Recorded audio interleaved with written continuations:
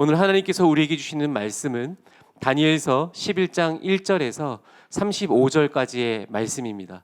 저와 여러분이 한 절씩 교독하도록 하겠습니다. 제가 먼저 읽겠습니다.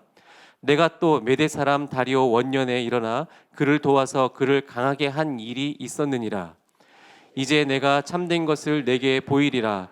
보라, 바사에서 또 새 왕들이 일어날 것이요 그 후에 넷째는 그들보다 심히 부요할 것이며 그가 그 부요함으로 강하여진 후에는 모든 사람을 충동하여 헬라 왕국을 칠 것이며 장차 한 능력 있는 왕이 일어나서 큰 권세로 다스리며 자기 마음대로 행하리라. 그러나 그가 강성할 때에 그의 나라가 갈라져 천하 사방에 나뉘일 것이나 그의 자손들에게로 돌아가지도 아니할 것이요 또 자기가 주장하던 권세대로도 되지 아니하리니 이는 그 나라가 뽑혀서 그 외에 다른 사람들에게로 돌아갈 것임이라. 남방의 왕은 강할 것이나 그 군주들 중 하나는 그보다 강하여 권세를 떨치리니 그의 권세가 심히 클 것이요 몇 해 후에 그들이 서로 단합하리니 곧 남방 왕의 땅이 북방 왕에게 가서 화친하리라. 그러나 그 공주의 힘이 쇠하고 그 왕은 서지도 못하며 권세가 없어질 뿐 아니라 그 공주와 그를 데리고 온 자와 그를 낳은 자와 그때에 도와주던 자가 다 버림을 당하리라. 그러나 그 공주의 본 족속에게서 난 자 중에 한 사람이 왕위를 이어 권세를 받아 북방 왕의 군대를 치러 와서 그의 성에 들어가서 그들을 쳐서 이기고 그 신들과 부어 만든 우상들과 은과 금의 아름다운 그릇들은 다 노략하여 애굽으로 가져갈 것이요 몇 해 동안 북방 왕을 치지 아니하리라. 북방 왕이 남방 왕의 왕국으로 쳐들어갈 것이나 자기 본국으로 물러가리라. 그러나 그의 아들들이 전쟁을 준비하고 심히 많은 군대를 모아서 물이 넘침같이 나아올 것이며 그가 또 와서 남방 왕의 견고한 성까지 칠 것이요 남방 왕은 크게 노하여 나와서 북방 왕과 싸울 것이라. 북방 왕이 큰 무리를 일으킬 것이나 그 무리는 그의 손에 넘겨준 바 되리라. 그가 큰 무리를 사로잡은 후에 그의 마음이 스스로 높아져서 수만 명을 엎드려뜨릴 것이나 그 세력은 더하지 못할 것이요 북방 왕은 돌아가서 다시 군대를 전보다 더 많이 준비하였다가 몇 대 곧 몇 해 후에 대군과 많은 물건을 거느리고 오리라. 그때에 여러 사람이 일어나서 남방 왕을 칠 것이요 내 백성 중에서도 포악한 자가 스스로 높아져서 환상을 이루려 할 것이나 그들이 도리어 걸려 넘어지리라. 이에 북방 왕은 와서 토성을 쌓고 견고한 성읍을 점령할 것이요 남방 군대는 그를 당할 수 없으며 또 그가 택한 군대라도 그를 당할 힘이 없을 것이므로 오직 와서 치는 자가 자기 마음대로 행하리니 그를 당할 사람이 없겠고 그는 영화로운 땅에 설 것이요 그의 손에는 멸망이 있으리라. 그가 결심하고 전국의 힘을 다하여 이르렀다가 그와 화친할 것이요 또 여자의 딸을 그에게 주어 그의 나라를 망하게 하려 할 것이나 이루지 못하리니 그에게 무익하리라. 그 후에 그가 그의 얼굴을 바닷가로 돌려 많이 점령할 것이나 한 장군이 나타나 그의 정복을 그치게 하고 그 수치를 그에게로 돌릴 것이므로 그가 드디어 그 얼굴을 돌려 자기 땅 산성으로 향할 것이나 거쳐 넘어지고 다시는 보이지 아니하리라. 그 왕위를 이을 자가 압제자를 그 나라의 아름다운 곳으로 두루 다니게 할 것이나 그는 분노함이나 싸움이 없이 몇 날이 못되어 망할 것이요 또 그의 왕위를 이을 자는 한 비천한 사람이라. 나라의 영광을 그에게 주지 아니할 것이나 그가 평안한 때를 타서 속임수로 그 나라를 얻을 것이며 넘치는 물 같은 군대가 그에게 넘침으로 말미암아 패할 것이요 동맹왕 왕도 그렇게 될 것이며 그와 약조한 후에 그는 거짓을 행하여 올라올 것이요 소수의 백성을 가지고 세력을 얻을 것이며 그가 평안한 때에 기름진 곳에 들어와서 그의 조상들과 조상들의 조상이 행하지 못하던 것을 행할 것이요 그는 노력하고 탈취한 재물을 무리에게 흩어주며 세력을 세워 얼마 동안 산성들을 칠 것인데 때가 이르기까지 그리하리라. 그가 그의 힘을 떨치며 용기를 다하여 큰 군대를 거느리고 남방 왕을 칠 것이요 남방 왕도 심히 크고 강한 군대를 거느리고 맞아 싸울 것이나 능히 당하지 못하리니 이는 그들이 세력을 세워 그를 치민이라. 그의 음식을 먹는 자들이 그를 멸하리니 그의 군대가 흩어질 것이요 많은 사람이 엎드러져 죽으리라. 이 두 왕이 마음에 서로 해하고자 하여 한 밥상에 앉았을 때에 거짓말을 할 것이라. 일이 형통하지 못하리니 이는 아직 때가 이르지 아니하였으므로 그 일이 이루어지지 아니할 것임이니라. 북방왕은 많은 재물을 가지고 본국으로 돌아가리니 그는 마음으로 거룩한 언약을 거스리며 자기 마음대로 행하고 본토로 돌아갈 것이며 작정된 기한에 그가 다시 나와서 남방에 이를 것이나 이번이 그 전보다 못하리니 이는 기띔의 배들이 이르러 그를 칠 것임이라. 그가 낙심하고 돌아가면서 맺은 거룩한 언약에 분노하겠고 자기 땅에 돌아가서는 맺은 거룩한 언약을 배반하는 자들을 살필 것이며 군대는 그의 편에 서서 성서 곧 견고한 것을 더럽히며 매일 드리는 제사를 폐하며 멸망하게 하는 가증한 것을 세울 것이며 그가 또 언약을 배반하고 악행하는 자를 속임수로 타락시킬 것이나 오직 자기의 하나님을 아는 백성은 강하여 용맹을 떨치리라. 백성 중에 지혜로운 자들이 많은 사람을 가르칠 것이나 그들이 칼날과 불꽃과 사로잡힘과 약탈을 당하여 여러 날 동안 몰락하리라. 그들이 몰락할 때에 도움을 조금 얻을 것이나 많은 사람들이 속임수를 그들과 결합할 것이며. 함께 읽겠습니다. 또 그들 중 지혜로운 자 몇 사람이 몰락하여 무리 중에서 연단을 받아 정결하게 되며 희게 되어 마지막 때까지 이르게 하리니 이는 아직 정한 기한이 남았음이라. 아멘. 모두 자리에 앉으시겠습니다. 이제 담임 목사님 나오셔서 말씀은 반드시 이루어진다라는 제목으로 말씀을 전해 주시겠습니다.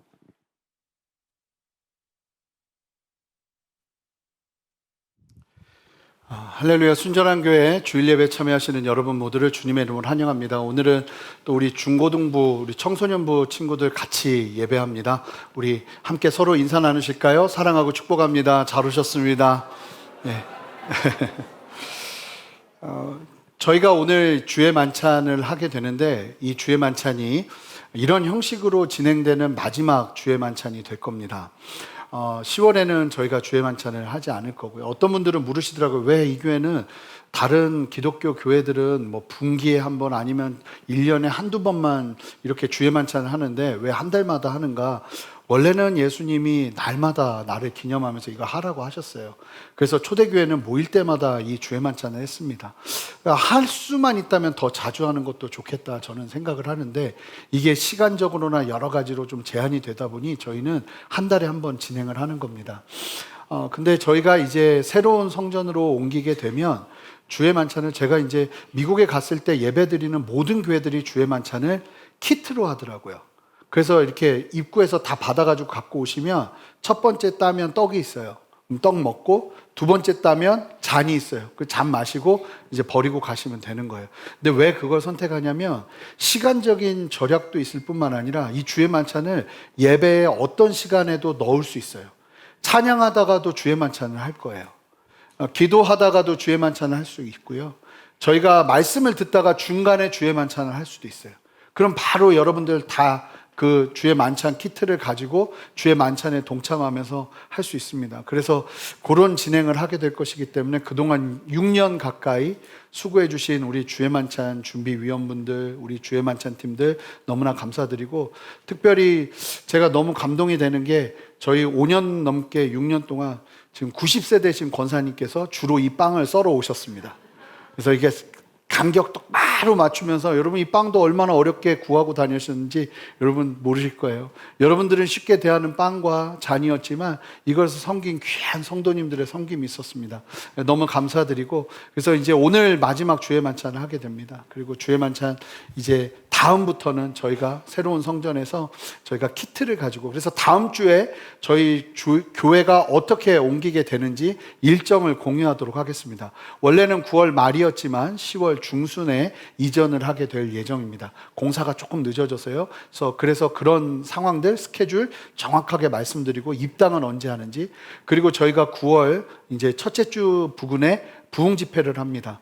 그리고 마지막 주일 목금토 부흥 집회하고 주일까지 같은 메시지로 부흥 집회를 하고 그날 주일에 헌당 예배를 드리게 됩니다. 그래서 그 모든 일정들을 우리 성도님들께 공유하도록 하겠습니다. 하나님이 우리를 새로운 걸음으로 인도하시고 뿐만 아니라 그 새로운 곳에서 우리를 하나님의 영광을 담는 그릇으로 만들어 가실 줄 믿습니다.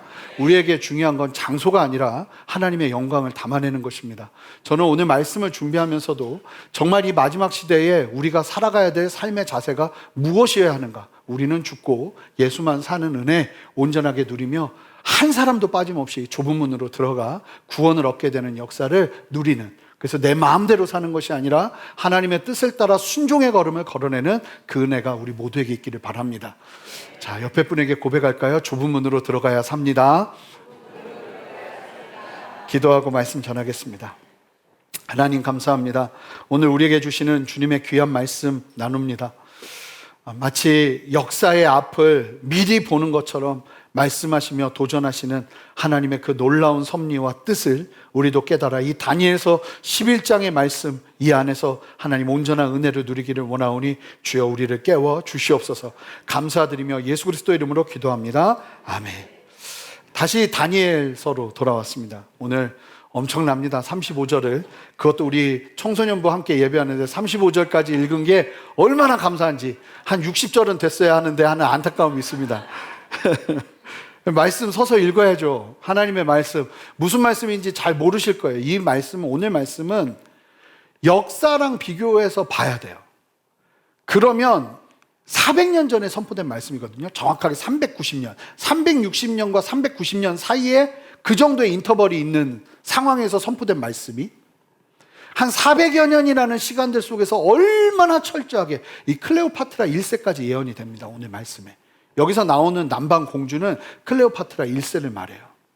정확하게 역사의 일들이 400년 전에 예언돼서 그것이 다 성취되는 그 말씀이 이제 나오는데, 그래도 오늘 말씀을 이해하려면 지난 10장 말씀을 다시 한번 돌아봐야 되는데, 여러분 기억 안 하시리라 생각되고 기억 못 하시리라 생각되고, 그래도 뭐 세일의 기도 21일 작정 기도 하시는 분들이 생각보다 많이 계시더라고요. 그래서 그 말씀 다시 한번 잠깐 좀 살펴보고 오늘 말씀으로 좀 들어갈 텐데, 바사왕 고레스 3년에 다니엘이 1차 포로 귀환자들을 보내고 난 후에 3년이 지나고 나서 안타까운 소식을 듣게 됩니다. 너무나 사마리아 사람들을 통해서 고통받고 있다는 이야기를 들으면서 다니엘이 쓴 마음을 가지고 하나님 앞에 비통한 마음을 가지고 세일에 21일 동안 슬퍼하면서 21일이 차기까지 작정을 하고 금식을 하면서 하나님 앞에 철저하게 기도했고, 기도의 장소도 특별하게 정했어요. 바벨론 성에 있었던 것이 아니라 히데겔 강, 히브리어로 히데겔인데 티그리스 강이에요. 티그리스 강 한 유역에 이제 수행원들과 함께 있으면서 철저하게 금식하면서 강가에서 하나님 앞에 기도하고 있는 그때 21일 작정 기도가 채워지는 그 시점에 가브리엘 천사가 다니엘에게 찾아와서 아주 놀라운 이야기를 전했습니다. 무엇을 전했는가? 다니엘이 기도를 작정하고 드리는 그 순간 하나님은 들으셨고, 가브리엘 천사를 다니엘에게 보내셨지만 놀라운 사실은 바사국의 군주, 그러니까 바사국을 지배하고 있고 붙잡고 있는 귀신, 어둠의 세력이 이 하나님의 명령을 가지고 다니엘에게 오는 가브리엘을 막고 있었어요. 근데 다니엘은 그 기간 동안에 응답이 일어나지 않음에도 불구하고 포기하지 않고 기도했죠. 여러분, 기도는 포기하지 않아야 돼요. 이루어지지 않아도 포기하지 않는 게 필요합니다. 응답이 더뎌도 포기하지 않고 기도하는 겁니다. 그리고 기도는 일단 하셔야 돼요. 만약에 동기가 잘못되잖아요? 그럼 그 과정에서 하나님이 기도하다 보면 동기도 바꾸세요. 그러니까 기도하지 않고 내가 동기를 제대로 알아야지, 내가 동기를 제대로 파악해야지, 그럴 필요도 없어요. 만약에 무슨 문제가 있으면 무조건 먼저 기도하는 자리로 나가시기를 주님의 이름으로 축복합니다. 그럴 때 하나님께서 동기도 잘못되면 그 기도 과정에서 바꾸세요. 응답을 더디 구하라, 찾으라, 두드리라. 맨 처음엔 구하는 거예요. 그러다가 응답이 없으면 찾기 시작하는 거예요. 하나님의 뜻이 뭔지. 그리고 하나님의 뜻이 보이면 내 생각을 내어버리고 하나님의 뜻을 가지고 두드리기 시작하는 거예요. 이게 기도의 원리인 거예요. 그래서 온전한 기도를 드림에도 응답이 없다면 우리가 헤아릴 수 없는 이유가 있다는 사실을 기억하고 포기하지 않고 기도하는 겁니다. 그러자 가브리엘 천사가 이런 얘기를 하죠.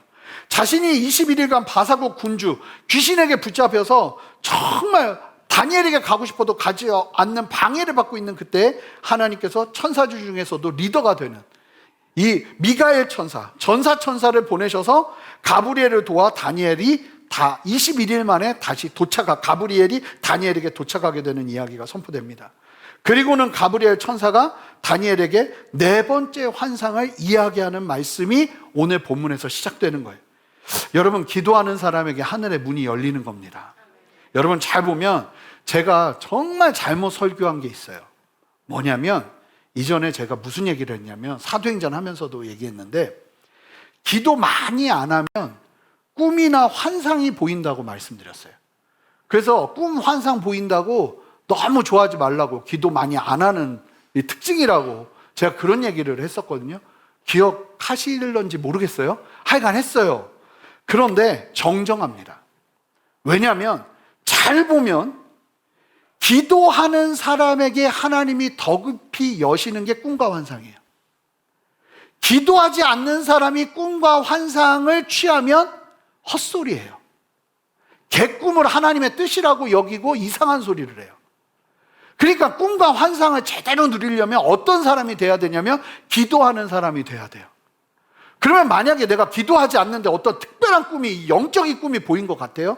그러면 권위자와 상의하세요.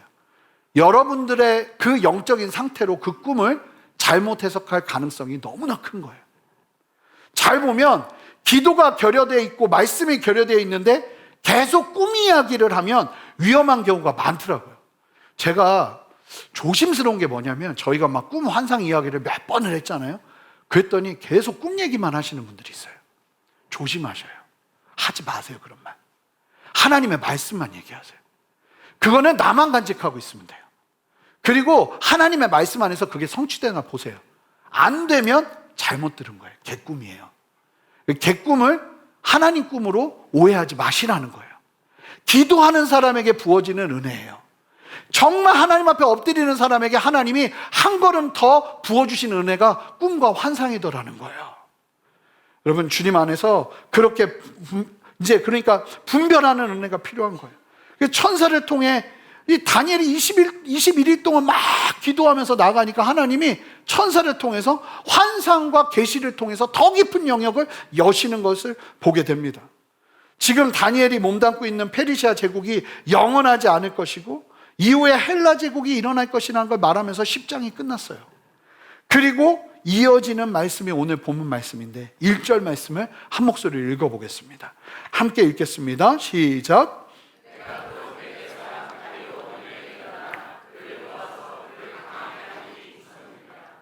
1절이요 정말 너무 신기한 말씀이에요. 이게 무슨 얘기냐면 천사가 2년 전 그러니까 고레스 왕 3년 때 이 환상이 임했는데 메대 왕 다리오 원년이면 2년 전이에요. 2년 전에 천사가 어떤 일이 있었는지를 얘기하는데 뭐라고 말하냐면 이게 그러니까 과거를 회상하면서 2년 전에 있었던 이야기를 이야기하는데 천사 가브리엘이 뭐라고 말하냐면 다리오 왕 원년에 일어나서 그를 도와. 그가 누구냐면 미가엘 천사예요. 여러분, 지금 본문의 상황에서는 가브리엘 천사를 미가엘 천사가 와서 도와줬잖아요. 근데 2년 전에는 어떤 일이 있었냐면 미가엘 천사가 어려움에 처하자 가브리엘 천사가 도우면서 그를 강하게 하면서 푼 일이 있었다고 이야기를 하는 거예요. 이 말씀이 21일간 바사 군주의 어둠의 세력에 묶여있던 가브리엘 천사를 미가엘 천사장이 도와줬잖아요. 근데 2년 전에는 반대의 상황이 일어났다는 거예요. 그러면 그 반대의 상황이 일어나면서 치열한 영적 전쟁 속에서 하나님이 가브리엘과 미가엘을 연합하여 싸우게 하면서 승리케 하시면서 이루신 일이 무엇이겠어요? 뭐냐면 고레스 왕 칙령이에요. 그러니까 유대인들이 다시 1차 포로 귀환을 하게 되는 기적 같은 역사가 일어나잖아요. 70년 만에. 그게 그냥 일어난 일이 아니라 치열한 보이지 않는 영적 전쟁과 영적 전투 속에서 하나님이 승리하시면서 이루신 영적인 결과였다는 거예요. 그냥 우연히 다리오 왕이, 고레스 왕이 갑자기 야 유대인들 돌아가라 한 것이 아니라 그 일이 이루기까지 수많은 영적 전쟁들이 보이지 않는 상황 가운데 있었다는 거예요. 엄청난 영적 전쟁이에요. 그래서 그저 우연히 고레스 왕이 이스라엘의 귀환을 허락한 것이 아니라 영적인 치열한 전투 속에서 하나님의 승리의 결과였음을 말해주는 거예요. 여러분, 그러니까 보이는 현실이 막힐 때 하나님은 보이지 않는 전선의 길을 여시는 분이세요. 나라의 정책과 역사의 흐름 앞에서 여러분 혹시나 위험한 사람이 왕이 되고 위험한 사람이 지도자가 되고 나라의 정책이 위험한 일들이 펼쳐지고 하는 그런 상황을 만날 때 여러분 두려워하지 마세요. 대신 왜냐하면 세상의 마지막까지 결국 승리할 분은 누구예요? 하나님이세요. 여러분, 하나님 지지 않아요. 예수 그리스도를 믿는 사람들 망하지 않아요. 하나님의 진리 안에서 우리는 승리할 거예요. 그러니까 드러나는 정책과 드러나는 일들 속에서 일희일비하지 말라는, 물론 그게 문제가 되면 그걸 가지고 기도하고 싸울 일은 있겠지만 그럼에도 불구하고 두려워할 일이 아니라는 거예요. 대신 뭘 멈추지 말아야 되냐면 기도를 멈추지 말아야 돼요. 나라를 위한 기도요. 어떠함을 바라보며 기도하는 기도의 손을 멈추지 마시라는 거예요. 그리고 그 일들 속에서 하나님이요 영적으로 굉장히 민감하게 역사하세요. 그래서 기도자들이 필요해요. 나라에. 여러분, 가정 속에서도 갑자기 우리 가정에 어떤 영적인 돌파구가 일어나요. 그게 우연히 일어난 일처럼 보이세요? 여러분, 영적인 눈이 열리시기를 바랍니다. 영적인 눈이 열리셔야 돼요. 그래서 이게 그냥 일어나는 게 아니라 하나님이 하시는 거구나. 여러분, 고레스 왕이, 다니엘이 막 정치적인 수완이 굉장히 뛰어나서 그 일이 벌어진 것처럼 다니엘은 그렇게 이해할 수 있었을지 몰라요. 근데 이 얘기 들으면서 다니엘은 충격을 받았을 거예요. 야, 엄청난 영적 싸움이 있었구나. 이 일들이 일어나면서 우리도 같은 모습이어야 됩니다. 이 천사들처럼요 서로가 서로를 도우면서 싸우잖아요. 그러니까 교회는 절대로 분열되면 안 돼요. 연합해야 돼요. 만약에 연약한 사람이 있으면 비판하고 판단하고 욕하면 안 돼요. 그 자리를 내가 들어가서 도와줘야 되는 거예요. 이게 우리의 걸음이어야 될 줄 믿습니다. 이제 구체적으로 저는 이제 우리 교회가 새로운 걸음을 갈 때 저는 좋은 일뿐만 아니라 엄청난 영적 전쟁이 있을 수도 있다고 봐요.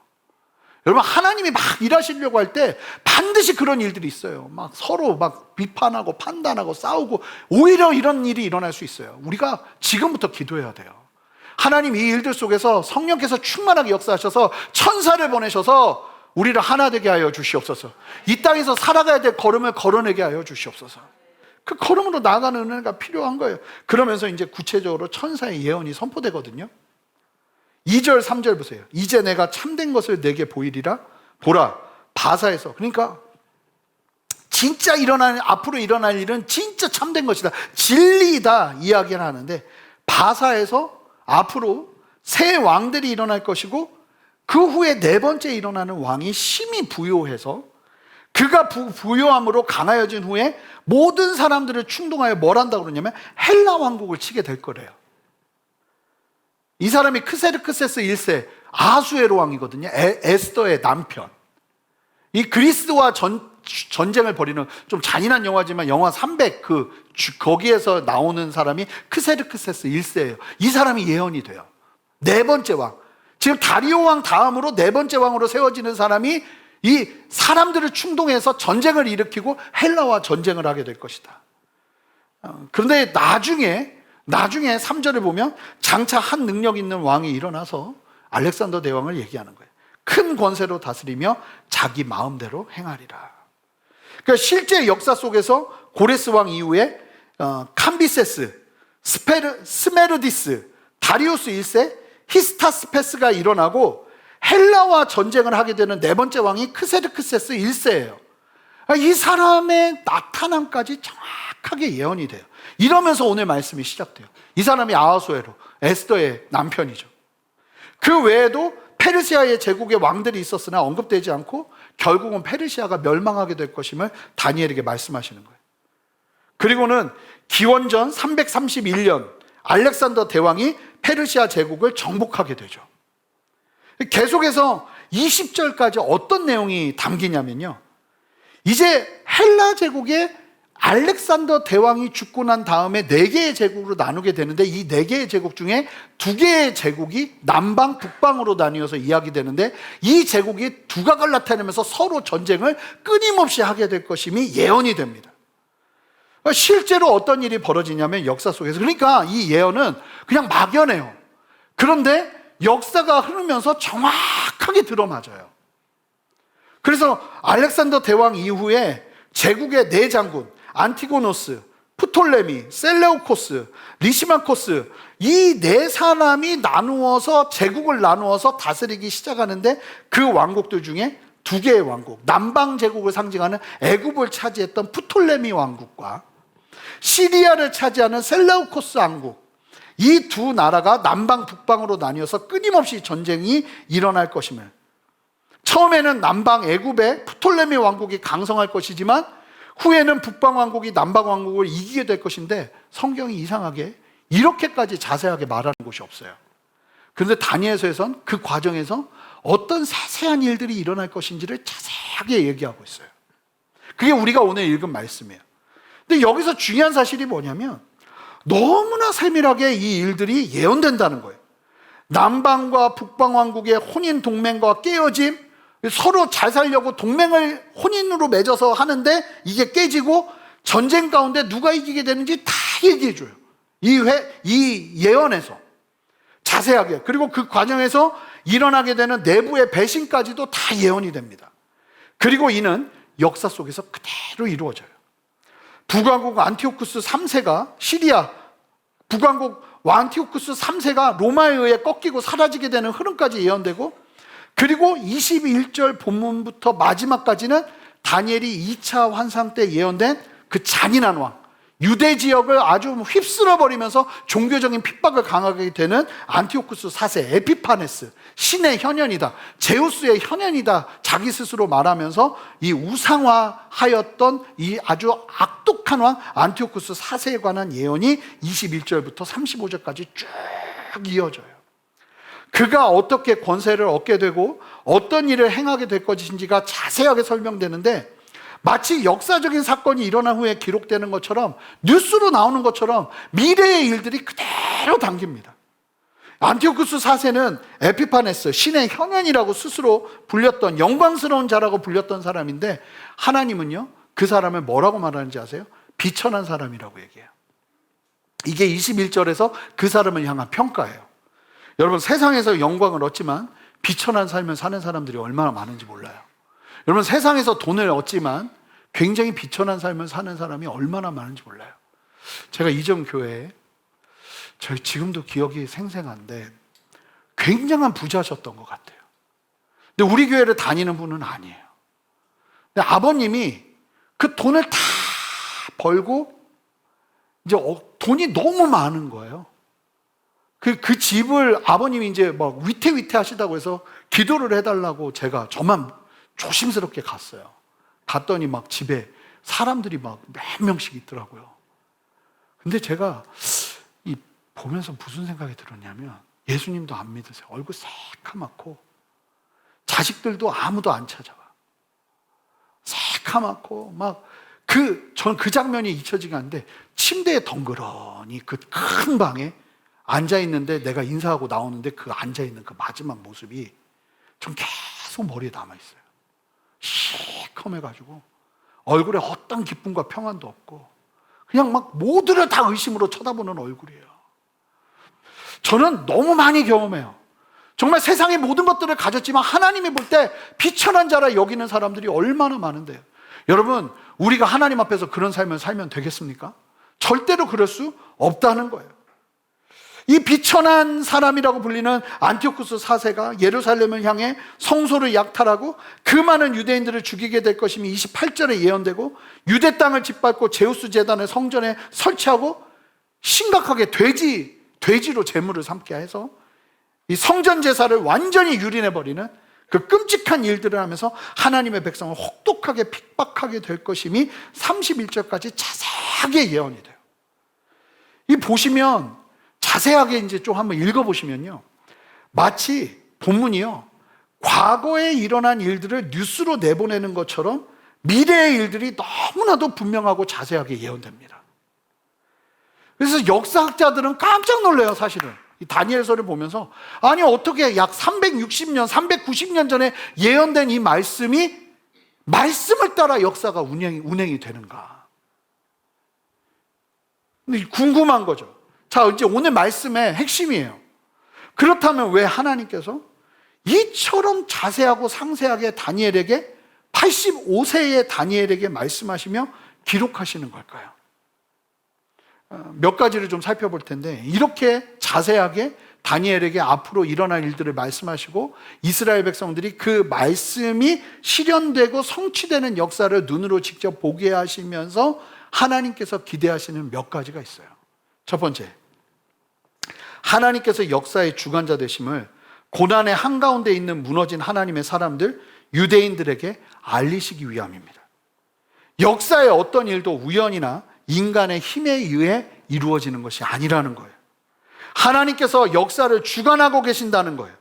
그래서 이 말씀을 통해 수많은 강대국들 사이에서 흔들릴 이스라엘 백성들에게 하나님이 역사를 주관하고 계심을 알리시고 신뢰하며 흔들림 없이 바라보도록 하기 위해서 이와 같이 자세히, 그러니까 하나님 정말 살아계시는구나, 하나님 정말 세상을 주관하시는구나 하는 믿음이 일어나도록 도전하신다는 거예요.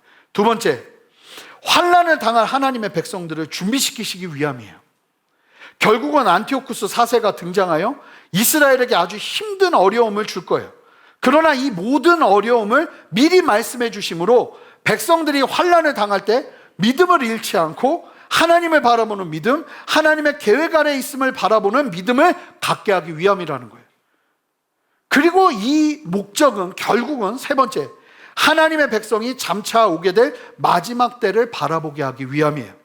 오늘 말씀은 안티오쿠스 4세까지의 이야기에 머무는 것이 아니라 그 너머로, 그래서 이제 11장 마지막과 12장까지 보시면 주님 다시 오시는 그때에 어떤 일이 벌어지는가까지 예언이 됩니다.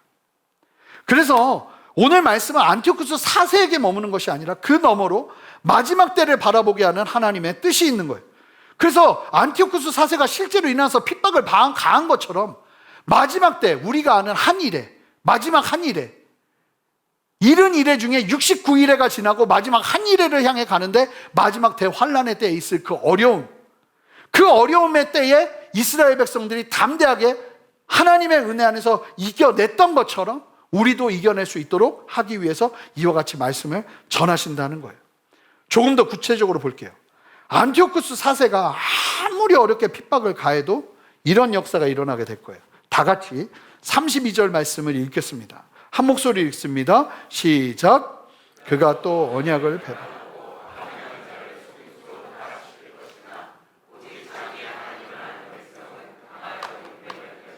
여러분 보세요. 안티오쿠스 4세가 악한 자들을 속임수로 더욱 타락시키는 상황이 펼쳐질 거예요. 세상이 더 악해질 거라는 거죠. 그런데 놀라운 말씀이 이제 32절부터 선포되는데 사실 오늘 말씀의 핵심이에요. 극심한 핍박 속에서 어떤 사람들이 이겨내는가. 이겨내는 수준이 아니에요. 강하여 용맹을 떨칠 거라고 얘기해요. 여러분 그 사람들이 어떤 사람들인가? 성경은 뭐라고 말하고 있죠? 하나님을 아는 백성. 여기서 안다는 단어가 히브리어 야다예요. 이거는 그냥 아는 게 아니라 경험을 통해서 안다. 심지어는 더 깊은 의미로는 남자와 여자가 부부가 돼서 연합하여서 알게 되는 그 알을 이야기하는 게 야다예요. 그렇게 하나님을 아는 백성들은 아무리 어려움이 와도 아무리 고통이 와도 강하여 오히려 용맹을 떨치게 될 것이라고 말씀하고 있다는 거예요. 그러니까 대환란이 나중에 펼쳐져도 누가 살아남는가? 하나님을 만나고 하나님을 경험적으로 아는 사람은 살아남는 정도가 아니라 오히려 강하여 용맹을 발하게 될 거라는 거예요. 할렐루야입니다. 그러니까 여러분 교회 아무리 열심히 다니셔도 분명한 게 뭐냐면요, 하나님을 모르시잖아요. 하나님하고 교제해 본 적이 없어. 내가 하나님과 깊은 친밀감을 누린 적이 없는데, 내가 하나님의 뜻이 뭔지도 한 번도 깨달아 본 적도 없고 그 뜻을 따라 순종해 본 적도 없어요. 여러분 이런 사람들은 핍박의 때에, 환난의 때에, 어려움의 때에 다 무너져요. 여러분, 구원받는 좁은 문으로 들어가는, 새벽 예배 때 말씀에 선포되는 하나님을 정말 경외하는 그 끝까지 살아남는 참된 믿음의 사람들은 어떤 특징이 있는가? 딱 하나, 하나님을 아는 사람들이에요. 자, 새벽 예배 말씀에 좁은 문으로 들어가야 되는데 좁은 문으로 못 들어간 사람들이 이를 가며 울어요. 그러면서 예수님께 얘기해요. 내가 예수님과 함께 먹고 잤습니다. 예수님께서 우리 앞에서 가르치셨습니다. 얘기를 했더니 주님이 뭐라고 말씀하는지 아세요? 난 네가 누군지 몰라. 그래서 못 들어와. 이게 진리라는 거예요. 여러분, 하나님 아세요? 진짜 아십니까? 목사가 전해주는 하나님 말고요, 누군가가 전해주는 하나님 말고요, 여러분들이 정말 하나님을 아시냐는 거예요. 만약에 그게 없잖아요? 그러면 말짱 도루묵이 되는 거예요. 우리 순전한 교회는요, 다른 것보다 이거 하나에 올인하고 싶어요. 적어도 이 교회에 오는 사람들은 하나님을 알 수 있도록. 하나님을 모르는 게 이상한 사람들일수록. 여러분 하나님 아십니까? 제가 좀 너무 무섭게 얘기하는 것 같이 보여도 알아요 하고 나와야 되는 거예요. 난 하나님을 알아요. 하나님도 나를 아시고요.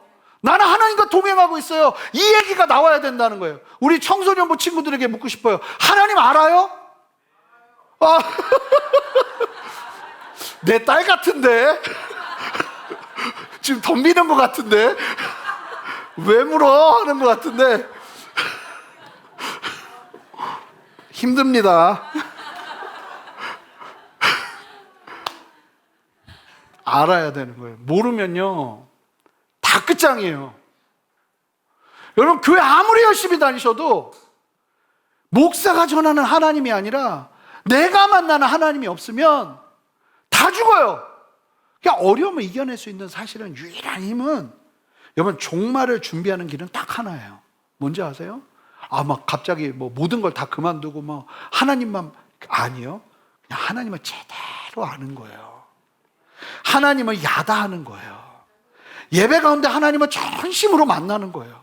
여러분, 그래서 예배 때요, 하나님 만나려고 전심을 다하셔야 돼요. 여러분, 하나님이 만나 주신다니까요. 그리고 이 놀라운 하나님을 야다하는 은혜의 역사는 절대로 그냥 이루어지지 않아요. 33절, 34절 보세요. 백성 중에 지혜로운 자들이, 하나님을 경외하는 자들이 많은 사람들을 가르치고, 이게 의미를 원어로 보면 이해해서 사람들을 막 깨우치는 거예요.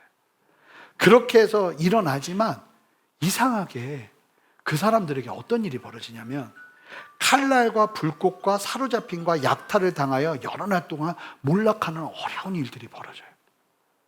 그리고 34절 보면 그들이 몰락할 때 도움을 조금 얻을 것이지만 또 여기서 사람들한테 당해요. 극심한 핍박이죠. 사람들한테 뒤통수 맞고 배신당하는 일들이 일어나게 될 거라는 거예요. 지혜로운 자들이 많은 사람들을 가르치는데 이 지혜로운 사람들이 오히려 고난을 당하고 핍박을 당하죠. 토요일 말씀, 새벽 예배 말씀 굉장히 재밌었어요. 예수님이 뭐라고 했냐면 망대 하나 지어도 계산 다 하고 어떤 수고가 있고 어떤 소비가 있는지 다 아는데 왜 예수 믿는데 그걸 계산하지 않냐고 물으세요. 니네 예수 믿으면 좋은 일들만 있는 게 아니라 예수 믿으면 그 예수 믿음으로 말미암아 가족과 사랑하는 사람들을 다 하나님보다 사랑하지 않기로 결정하고 돈을 자기보다 사랑하지 않기로 결정하고 하나님의 뜻을 따라서 자기 십자가를 지고 딸의 삶을 사는 것을 결정하지 않으면 니들 예수 믿을 수 없어. 이거 계산하고 나 따라와야 돼. 이러시거든요. 예수 믿는다는 건 그냥 화려한 평탄한 길이 우리의 인생에 펼쳐지는 게 아니에요, 여러분. 하나님을 경외하는 사람들이 칼과 불꽃과 사로잡힘과 약탈을 당하고 극심한 고통을 당하게 되는데 오히려 용맹을 바라는 거예요. 그리고 이 과정에서요, 그 믿는 사람들 안에 어떤 사람들이 들어오냐면 도우면서 막 다가오는데 아첨하고 속이는 사기꾼들이 들어와요. 가짜들이. 불병한 게 뭐냐면 여러분, 이게 교회예요. 교회는 아름답고 거룩한 사람들의 모임이 아니에요. 부르심을 받은 사람들의 모임이에요. 여기에서 우리가 다 부르심을 받은 것 같아도 가짜들과 사기꾼들도 들어와요. 그리고 우리를 막 뒤통수 치는 사람들도 들어와요. 이게 교회예요. 교회가 왜 이래? 이런 소리 하지 마세요. 교회는 원래 그런 곳이에요. 치열한 믿음의 전쟁 속에서 하나님의 뜻을 따라 살아가고자 하는 사람들이 모이는데 그 과정 속에서도 그런 사람들이 모여요. 그럼에도 불구하고 여호와 하나님을 야다하는 사람들, 야다, 하나님을 아는 사람들, 이 아는 사람들이 오히려 그 시대 속에서 낙심하고 좌절하는 것이 아니라 오히려 강하여 용맹을 바라며 주 앞에 담대히 일어서는 역사가 일어나는 거예요. 35절을 보세요. 기가 막힌 말씀이 마지막에 선포되는데 함께 읽어보겠습니다. 함께 읽습니다. 그들 중 지혜로운 자 몇 사람이 몰락하여 우리 중에서 연단을 받아 정결하게, 이는 아직 정한 기한이 남았습니다. 하나님께서 역사의 수많은 굴곡들 속에서 하나님의 백성들, 하나님의 말씀을 전하고 가르치며 경건한 삶을 사는 자들을 어떻게 하신대요? 고난을 통해서. 왜 성도들에게 이런 어려움이 있고 사기치는 사람들이 나타나고 거짓말 치는 사람들한테 뒤통수 맞고 계속 이런 고통과 고난과 하나님을 전하면서 막 사람들을 이해시키고 일으켜 세우는 사람들에게 왜 이런 일들이 벌어지는가? 주님이 뭐라고 말씀하시냐면 고난을 통해서 연단하셔서 어떻게 해요? 정결하고 하나님은요 그냥 막 진흙탕에 있는 사람 막판에 그냥 확 바꿔서, 그게 아니라 예수 믿는 사람 끊임없이 이 땅에서 정결하고 희게 하려고 훈련하세요. 이게 이유가 있는 거예요, 여러분. 수많은 제국들이 싸우고 안티오쿠스 4세가 권력을 찬탈하여 이스라엘을 박해하고 성전을 모독하고, 이 일들이 마지막 한 일에서 이와 같은 끔찍한 일들이 대환란이 주님 오시기 전에도 일어나게 되겠죠. 그런 세상 속에서 하나님은 누구에게 집중하시는가? 오늘 말씀이 이야기되는데 믿음으로 바라보시기 바라요. 고난받는 경건한 하나님의 백성들, 하나님을 안다고 이야기하고 야다하는, 알아서 경건하여 용맹을 바라는 사람들에게 집중하고 계신다는 사실을 말씀하고 있는 거예요. 하나님은 경건한 자들을 통해서 역사를 돌파하시고 환란을 정결의 도구로 사용하시는 거예요. 여러분, 하나님의 역사의 주관자 되심을 기억하시기 바라요. 세상의 모든 일들 뒤에 엄연히 존재하는 영적 전쟁을 믿음의 눈으로 바라보시기 바라요. 그리고 그 과정에서 우리는 하나님을 알아가며 기도의 걸음을 걸으며 순종의 걸음을 걸으며 하나님의 뜻을 이루어내는 삶을 사는 거예요. 하나님을 아는 백성들은 흔들리지 않아요. 박해 속에서도 이런 일들이 그냥 있을 거라고 이야기를 하고 있어요. 예수 믿으면 예수 믿는 삶 속에서 그럼에도 불구하고 왜 이렇게 강하여 용맹을 바라요? 이게 놀라운 사실인데 하나님을 아는 게 이만큼 강력한 역사를 가져오는 거예요. 제가 하나님을 아니까 야다를 하는 순간부터 못 살겠어요. 못 살겠더라고요. 그 어린데도 정말 다르게는 못 살겠더라고요. 세상 사람들 다 좋다고 하는 그 길은 못 가겠더라고요. 이게 내가 가지 말아야지가 아니라 너무너무 불편해요. 친구를 정말 좋아했거든요.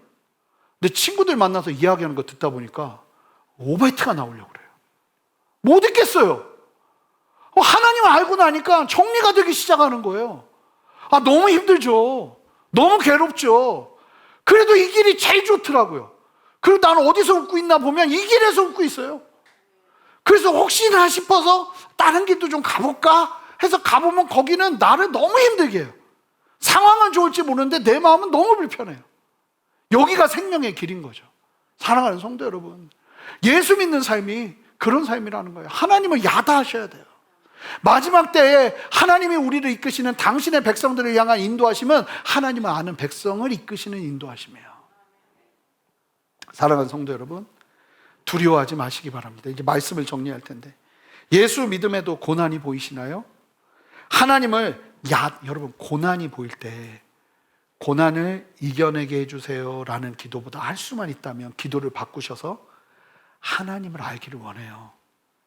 지금 내가 이 어려움 속에서 하나님을 야다하기 원해요. 하나님, 나에게 가르쳐 주세요. 내가 어떤 실패를 봐요? 그러면 그 과정에서 기도하세요. 하나님을 알기를 원해요. 하나님을 야다하기를 원해요. 우리가 쓰러지는 이유는 고난이 너무 커서가 아니에요. 제가 믿는 건 뭐냐면, 오늘 말씀을 통해서 확신하는 건 뭐냐면, 하나님을 모르기 때문에 우리가 쓰러지는 거예요. 하나님을 만나야 돼요.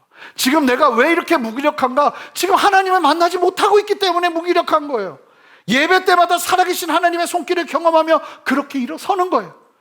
주의 만찬을 할 텐데, 하나님, 이 주의 만찬의 시간을 통해서 예수와 함께 죽고 예수와 함께 사는 그 은혜를 누리며 주님을 알아가기를 원하오니 오늘도 나에게 주님을 보여주시옵소서. 내가 그 은혜 없이는 강하여 용맹을 바랄 수 없습니다. 그 마음 가지고 담대하게 서시는 저와 여러분 되시기를 주님의 이름으로 축복합니다. 함께 기도하시겠습니다.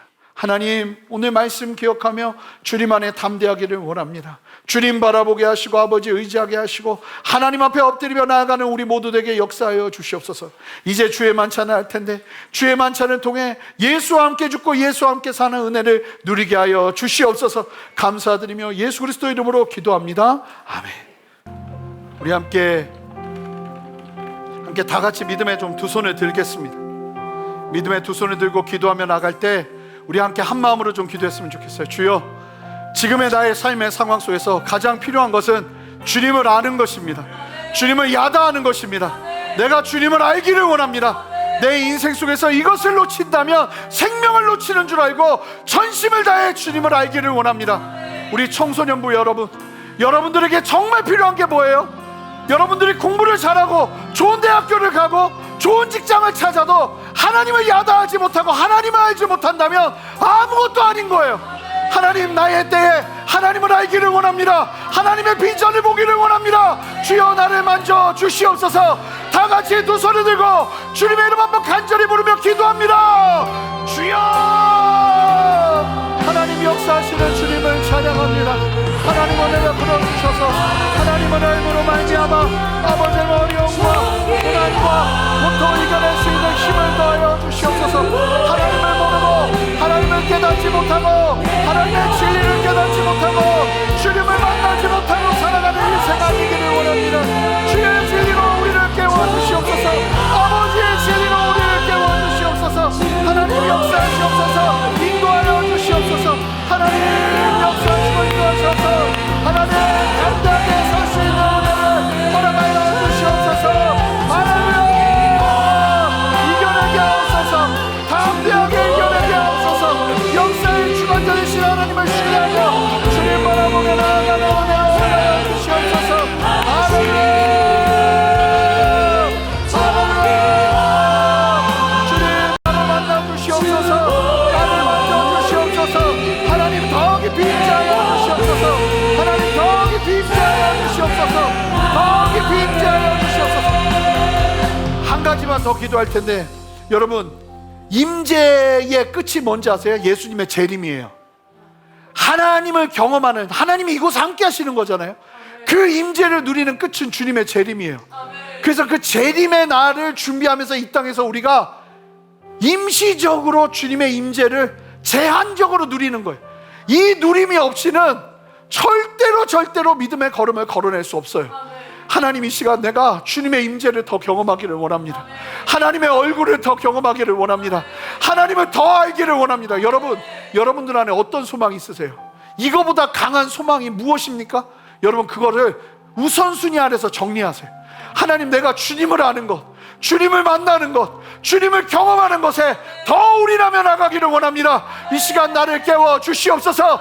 그런 목마름을 가지고 다 같이 두 손을 듭시다. 하나님, 이 시간 나에게 주님을 가르쳐 주시옵소서. 주님을 야다하게 하여 주시옵소서. 하나님의 임재로 나를 채워 주시옵소서. 한 번 더 주님의 이름 부르며 기도합니다. 주여, 하나님 역사하시는 주님을 찬양합니다. 하나님 은혜 베푸시고 함께하여 주셔서 하나님을 바라보게 하시고 하나님을 의지하게 하시고 하나님의 신뢰를 담대하게 서는 은혜로 허락하여 주시옵소서. 성령이 함께 와주시고 성령이 함께 하시고 하나님을 경험하는 것, 하나님 앞에 온전히 서는 것, 하나님을 온전하게 드리는 것, 그 임재 앞에 온전하게 서는 은혜로 허락하여 주시옵소서. 두려워하지 않게 하시고 담대하게 하옵소서. 하나님 역사하여 주시옵소서. 하나님 역사하여 주시옵소서.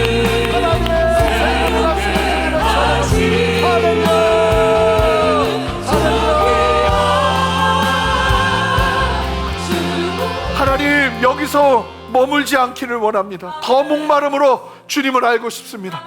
주님을 알 때 우리가 강화의 용맹을 발할 수 있습니다. 세상의 그 거친 풍파 속에서도 흔들리지 않는 믿음의 기계를 가지고 주님 앞에 담대히 설 수 있습니다. 마지막 때에 끝까지 믿음 변치 않고 주님 바라볼 수 있습니다. 하나님, 주님의 문턱까지 왔습니다. 주님의 얼굴을 바라볼 수 있는 입구까지 왔는데 그 문턱을 넘지 못하고 돌아간다면 얼마나 안타까운 일입니까? 주여, 우리를 깨워주셔서 우리로 하여금 주님을 만나게 하시고 하나님을 보여주시고 하나님을 계시하여 주시고 하나님의 은혜 아래 담대히 서는 은혜와 역사를 보게 하여 주시옵소서. 그렇게 새 일을 행하시는 주님을 찬양하며 감사드리며 예수 그리스도 이름으로 기도합니다. 아멘. 우리와 함께 하시는 주님께 우리 큰 박수로 영광 돌려드리겠습니다. 할렐루야.